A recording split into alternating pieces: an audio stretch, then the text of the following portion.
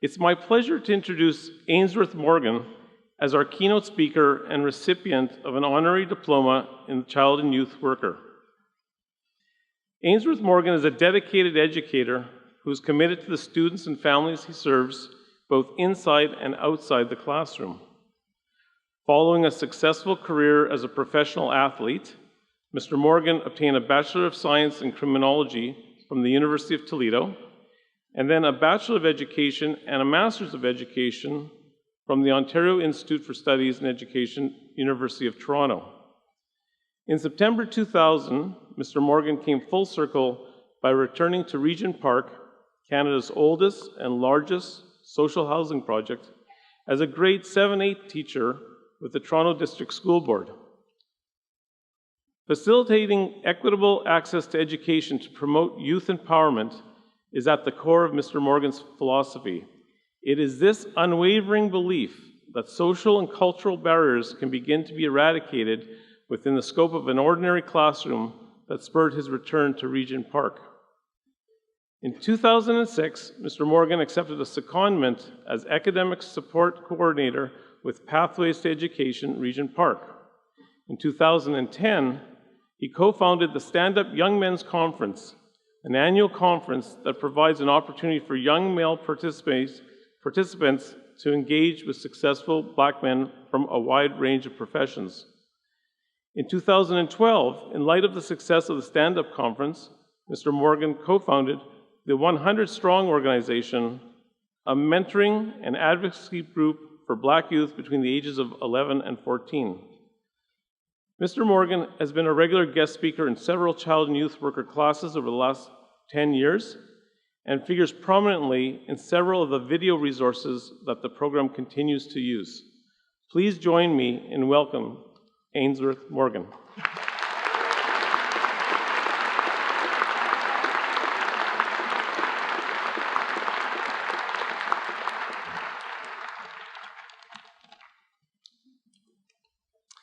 I'm a little bit nervous, but I see my daughter out there and my son, so it makes it better.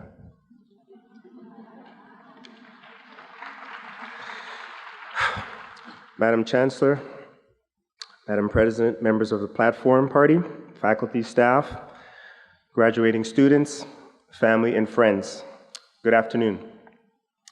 In looking at me, ask yourself, what are you assuming that I'm about to say? As much as we fail to admit it to ourselves, we all make assumptions. That's what allows us to make sense of similar and familiar events. So my bio aside, allow me to play a game with you. But first, put away your smartphones. The game is called Two Truths and a Lie. I'm going to make 3 statements, and I want you to think about which one you think is a lie. I was once a junior city chess champion.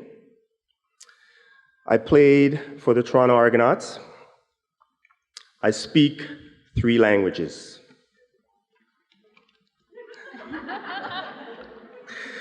Without thinking, you've formulated a position of who I am, what I've potentially accomplished based on how I look and the way in which I present myself.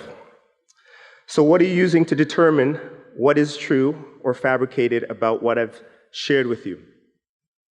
Is it my hair or lack thereof? Is it my gender, the color of my skin, or the fact that I wear glasses? You assume to know me.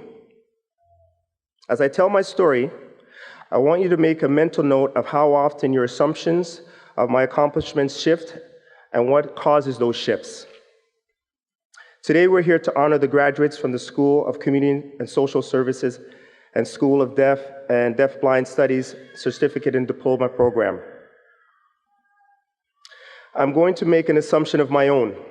I'm going to assume that you've chosen the individual fields of study because you're committed to the service of others. In many ways, my story is parallel.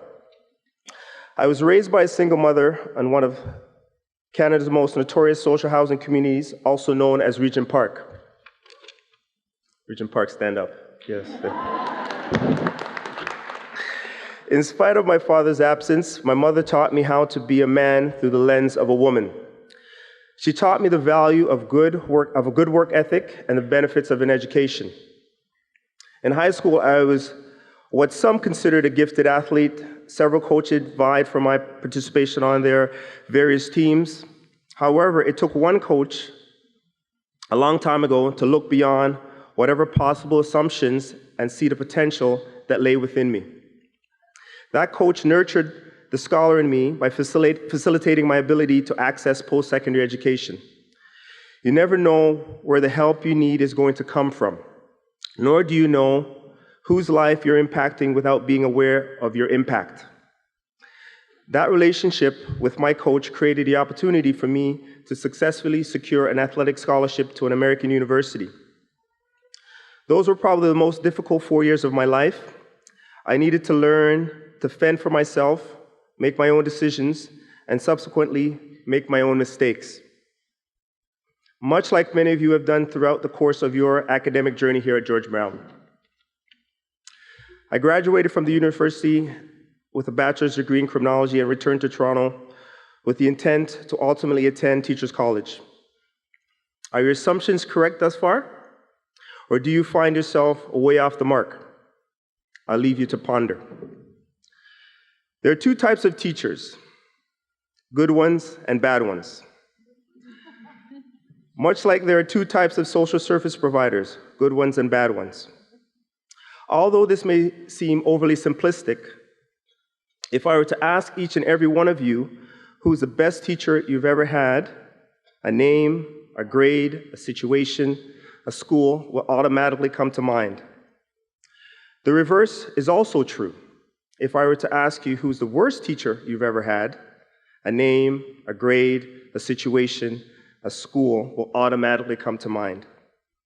The difference between the good and the bad teachers were rarely about the ability to teach. It was primarily about the way they made you feel and the relationship they took the time to develop with you. I want to share a school story with you. Two names, Lorna Stewart, my grade 1 teacher, and Pam McIntosh, my grade 4 teacher. Both teachers in Regent Park, Canada's largest social housing community. I speak of these women because Ms. Stewart was from Northern Ontario and had no real concept of inner city before she taught me. She was simply a great teacher who loved to teach and loved the children she taught. Ms. McIntosh, on the other hand, was an extension of my mother. She was an old school, no-nonsense West Indian educator who had high expectations of me and would not allow me to fail. Two different teachers, two very different approaches, but both very effective because they understood who they were in order to invest in me. Two different approaches. One used kindness to pave the road to success. The other made sure you marched straight down that road. All kidding aside, I believe that everyone can succeed. It takes the right person to nurture the excellence that reside in every one of us. I didn't plan to establish a career as an educator solely in Regent Park. When an opportunity presented itself at Nelson Mandela Park Public School, I could think of no better place to give back to the place that gave me so much. I chose to give back as an educator because so many took the time to give to me. As John F. Kennedy stated, for those to whom much is given, much is required. Remember, service can take on many different forms. You must remain open to whatever opportunities come your way in order to continuously foster the relationships that you will enable change. You may never see the fruits of your labor, but a good practitioner has faith in the work they do because they've taken the time to know themselves and to know those they serve. It isn't what you do, it is the fact that you choose to do something. Some of the assumptions you made about me as I started this conversation have probably shifted or have been altered. Although we'll never be able to rid ourselves of the assumptions we make, insight and growth come from taking the time to understand what caused the shift and reconsider. Which statement is true? Which one is a lie? I will leave you wondering. As you move forward in your profession, I encourage you to keep in mind that the people and the communities that you've been called to serve are the experts of their own experiences, and that you can never assume to know them more than they know themselves. As the Malawian proverb so accurately states, a person who thinks they're leading and who has no one following them is only taking a walk. It's been an honor for me to be here today to address the graduates. I wish you all the luck in your future endeavors. And remember, no one understands you more than you, and in order to understand others, there needs to be understanding of self. Thank you.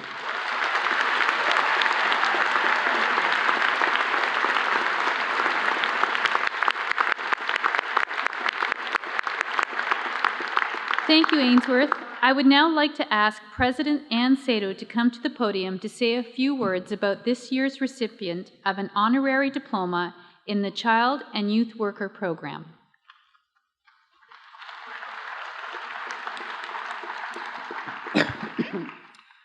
Thank you, Mr. Morgan, not only for that encouraging address, but for your outstanding leadership in facilitating equitable access to education and promoting youth empowerment. Your unwavering belief that social and cultural barriers can be eradicated at the grassroots level has moved us to present you with an honorary diploma in the Child and Youth Worker Program. You inspire our students with your community engagement strategies, as well as your thought-provoking guest lectures at George Brown. You are a valued partner of the Child and Youth Worker Program and a fantastic role model for anyone who dreams of making a difference in their community. It is with great pleasure that I congratulate you on joining our long legacy of distinguished George Brown alumni.